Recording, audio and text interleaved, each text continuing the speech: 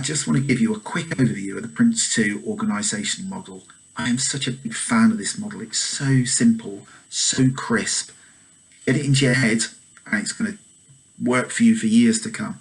So there's 4 levels in this model. All right? Top level is program, corporate, that sort of stuff. If it wasn't for that layer, the project wouldn't exist. Okay, so that's where the project's getting its authority from. PRINCE2 doesn't really go there very much. But then it does this really clever thing. It separates directing the project from managing the project and delivering the project. Now, if you've come into the course looking for delivery help, you're not going to get it because PRINCE2 focuses on directing and managing. All right. So in managing, we have this thing called the project board, which is just brilliant, right? You have the business represented by the executive. Everybody on the project board is either a user, senior user, but you can have more than one, right? A user or they're a supplier. Yeah, senior supplier is the term they use.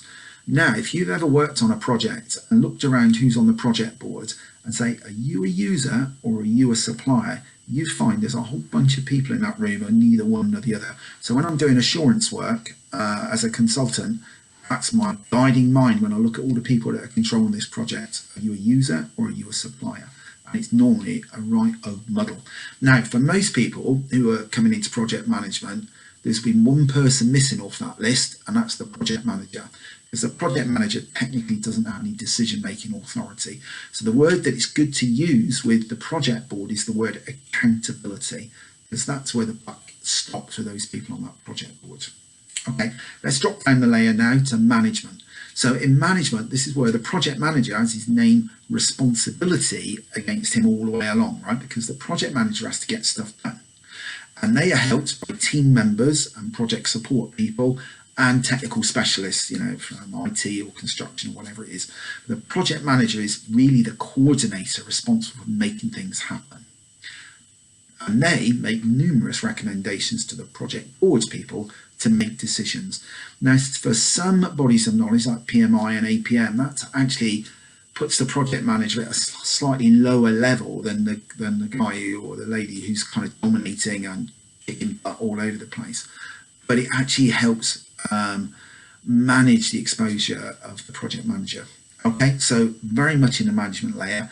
And then below that, all that delivery stuff where you learn how to do stuff and become better at delivering projects, that doesn't live in PRINCE2. It's below the radar. How you build things, how you design things, all that stuff is going in the technical areas. All right, so remember, it's directing and it's about managing. Now, there are a couple of other things in the model, independent entities that live within this structure. Number one is assurance. They're independent of the project team, quite often reporting to the project board, and they're actually there to advise and check that what is supposed to be delivered is actually being delivered. So they check the largely linked to quality. And then we have this other body called the Change Authority. So that they quite often assist in making decisions. So if you're doing I don't know, something in IT and you want to change the corporate infrastructure, the Change Authority will give you the go-ahead. All right. If you're changing a company policy, they'll give you the go-ahead. Maybe they're giving you planning permission if you're a construction company. All right, so that's the core of it. Hope that's useful. Hope you enjoy the modules. And if you're not doing the modules, hope the video was useful.